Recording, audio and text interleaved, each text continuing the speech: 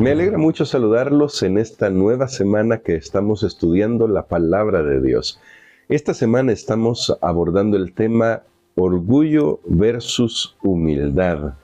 Recuerden que nuestro trimestre, este nuevo ciclo de estudio, está abordando la temática sobre crecer en nuestra relación con Dios. Y vamos a descubrir esta semana cómo el orgullo tristemente afecta nuestra relación con Dios y con los demás. Y de hecho, la forma en que nuestra relación se ve con los demás demuestra qué tan cercana es nuestra relación con Dios. Por eso este tema del orgullo y de la humildad es tan importante. Así que hoy vamos a orar para entrar a nuestro tema de estudio, porque hoy específicamente vamos a hablar sobre las opresivas garras del orgullo. Pidamos la dirección de Dios para que podamos tener un corazón sensible al mensaje que el Señor quiere enviarnos. Querido Padre, gracias te damos porque en tu palabra tú nos muestras que necesitamos ser transformados por tu Espíritu. Ayúdanos a escuchar tu voz, te lo imploramos en el nombre de Cristo Jesús. Amén. Para el tema de hoy es un tema definitivamente que nos va a tocar mucho porque, ¿verdad que todos conocemos personas orgullosas, personas altaneras, que siempre quieren tener la última palabra, que siempre quieren tener la razón, que no dan su brazo a torcer y que siempre pretenden ser mejor que los demás? Todos conocemos personas así. Pero la pregunta aquí es, ¿cuántos hemos visto a esa persona al otro lado del espejo? Es una pregunta seria y la digo con todo respeto, porque el problema de la iglesia de la Odisea es que le cuesta reconocerse en este aspecto del orgullo. Y tristemente nos pasa a todos. En algún aspecto de nuestra vida, el orgullo, nuestro orgullo, ha salido a flote porque nos gusta la idea de pensar que somos mejores que otros en alguna actividad. Y seguramente así sea. No digo de que no sea verdad que a veces somos mejores que otros en alguna área de la vida. ¿Cuál es el gran problema? El gran problema es que nosotros pensamos en nosotros mismos de una manera que es desequilibrada, que no reconoce lo que dice el apóstol Pablo. El apóstol Pablo enseña, cada uno piense de sí con cordura.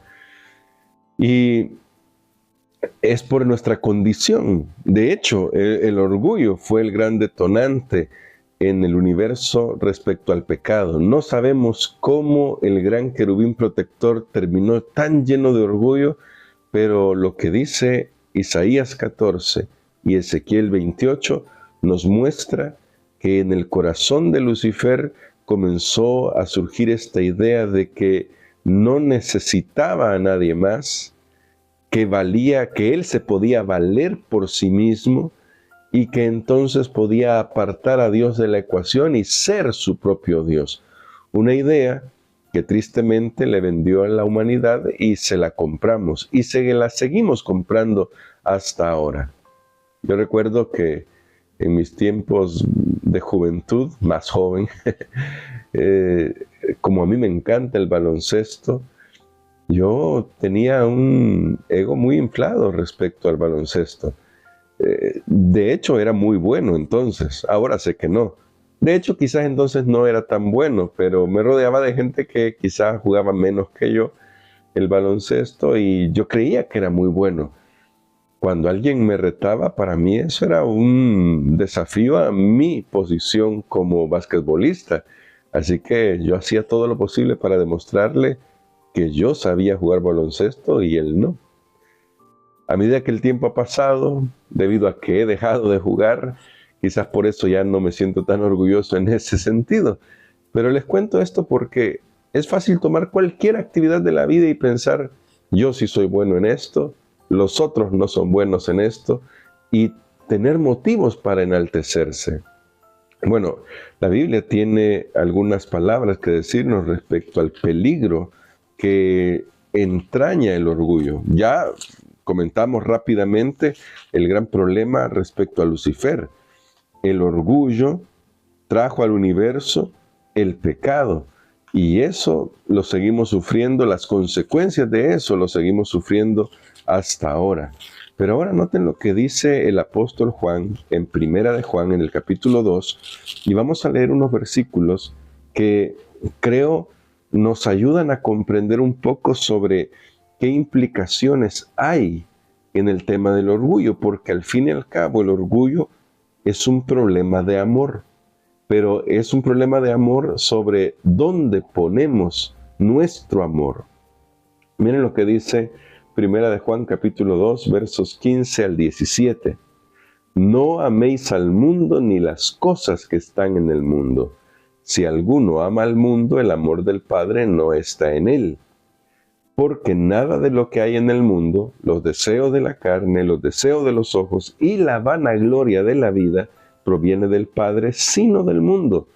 Y el mundo pasa y sus deseos, pero el que hace la voluntad de Dios permanece para siempre. Mira qué hay en juego aquí, porque tal vez la única mención sobre orgullo sea la vanagloria de la vida, pero en realidad el problema del orgullo es un problema de amor. ¿En quién ponemos nuestro amor? ¿Quién es el objeto de nuestro amor?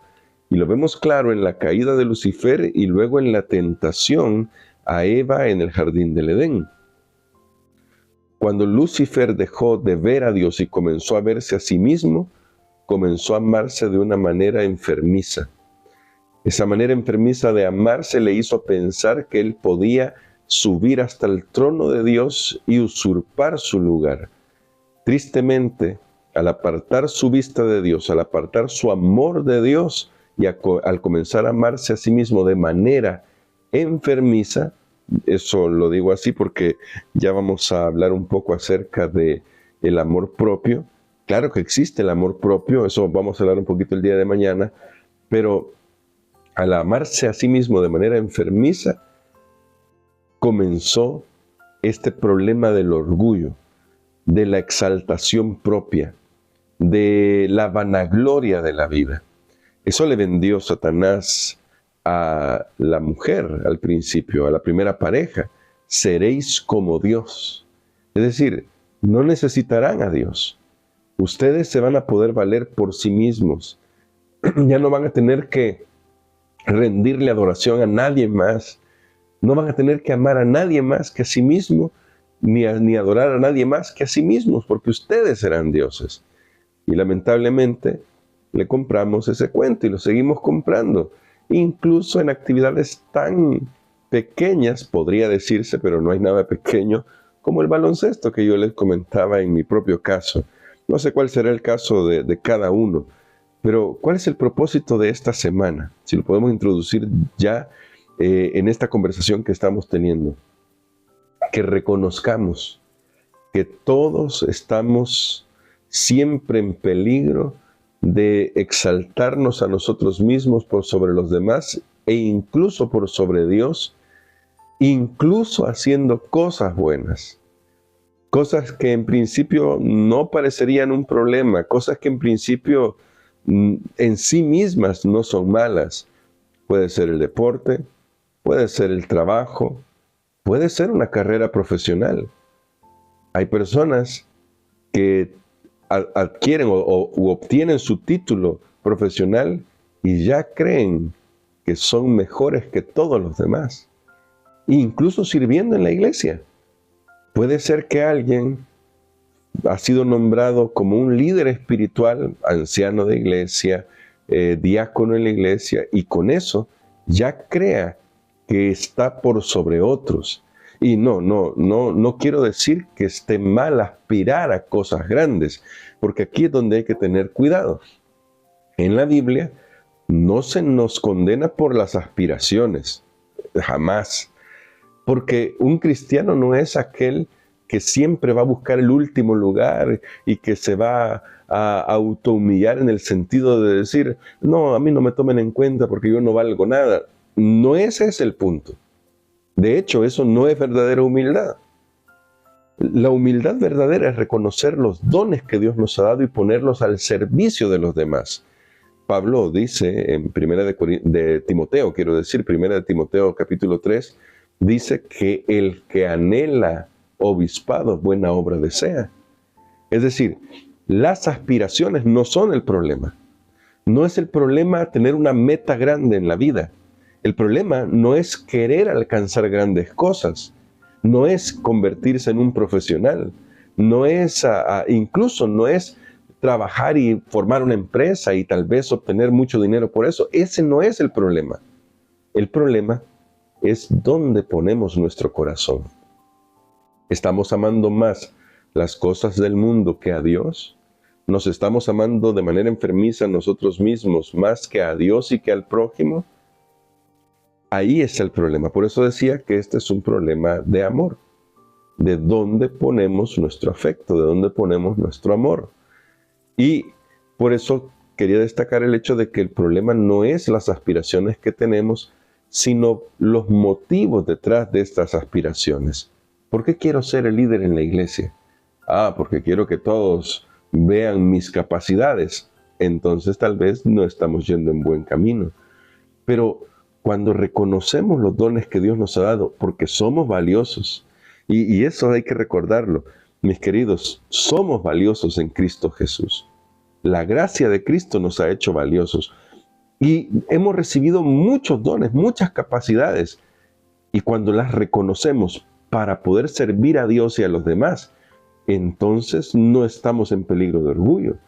El peligro del orgullo viene cuando yo veo mis capacidades, veo mis dones, y entonces pienso que con eso yo puedo hacer lo que yo quiera porque soy más que los demás. Bueno, acabo de tener un corte de luz, pero vamos a terminar así con esto. Ya vamos a ir terminando estas ideas.